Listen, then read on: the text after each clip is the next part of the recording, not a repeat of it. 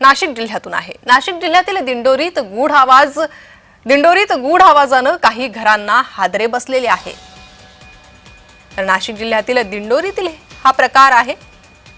दिंडोरीत गूढ आवाज येतात आणि या आवाजाने काही घरांना हादरे बसल्याचं समजतंय। त्यामुळे हे नेमकं घडतंय का असा प्रश्न नागरिकांना उपस्थित होतोय।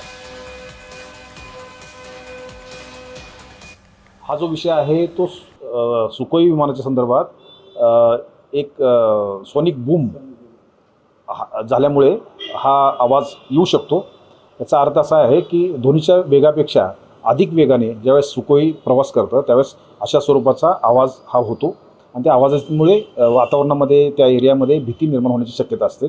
तसाच प्रकार हा दिंडोरीमध्ये सुद्धा आहे।